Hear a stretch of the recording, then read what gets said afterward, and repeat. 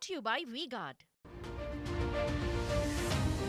નમસ્કાર, એજન્ડા નાઇનમાં આપનું સ્વાગત છે. આપની સાથે હું છું વિધિ. બુલેટિનની શરૂઆત કરીએ થોડા હવામાનના સમાચારોથી, કારણ કે એક તરફ ગરમીનું પ્રમાણ સતત વધી રહ્યું છે, ત્યારે આપને જાણકારી આપી દઈએ કે આજે કયા વિસ્તારમાં કયા પ્રકારનું તાપમાન છે. પરંતુ સૌથી પહેલા કહી દઈએ કે મહુવા ગઈકાલે સૌથી ગરમ રહ્યું છે અને 9 શહેરોમાં પારો 41 ડિગ્રીને પાર થઈ ગયો છે.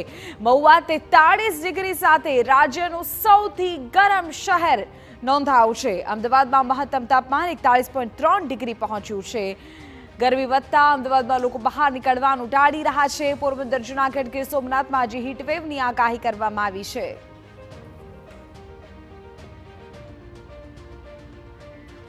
જો કે આ કાળઝાળ ગરમી વચ્ચે બીમારીની સમસ્યા પણ વધી રહી છે. એપ્રિલના 15 દિવસમાં જ પેટમાં દુખાવો, માથામાં દુખાવો, હાઈ ફીવરના 3230થી વધુ કેસ નોંધાયા છે. પેટના દુખાવાના 1288 કેસ, જ્યારે હાઈ ફીવરના 484 કેસ સરકારી ચોપડે નોંધાયા છે. ચક્કર આવવા અને બેભાન થવાની પણ 635 ફરિયાદો સામે આવી છે. ઝાડા ઉલટીના 1288 કેસ હોસ્પિટલમાં નોંધાયા છે.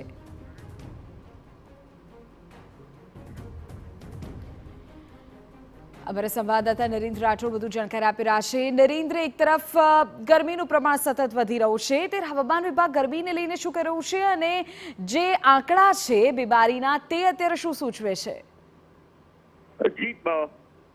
અમદાવાદ સહિત સમગ્ર રાજ્યમાં હવે ગરમીનો પારો વધતો જોવા મળી રહ્યો છે અને એના જ કારણે ગઈકાલે પણ આપણે જોયું હતું કે 41 કરતા વધારે ડિગ્રી તાપમાન નોંધાવવાની શરૂઆત થઈ ચૂકી છે. અને જો અમદાવાદની વાત ખાસ તો કરવામાં આવે તો ગઈકાલે અમદાવાદનું 41.3 ડિગ્રી તાપમાન નોંધાયું હતું અને આજે અને આવતીકાલે પણ આ જ પ્રકારનું તાપમાન રહે પ્રકારની શક્યતા હવામાન વિભાગ દ્વારા આપવામાં આવી છે અને એને જ લઈને જે યલો એલર્ટ છે એ પણ જારી કરવામાં આવ્યું છે.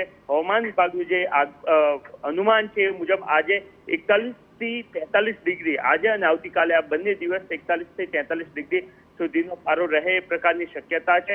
જો અમદાવાદ શહેરની વાત કરવામાં આવે તો એટલી ગરમી ના હોવા છતાં પણ છેલ્લા 15 દિવસમાં Brought to you by V-Guard.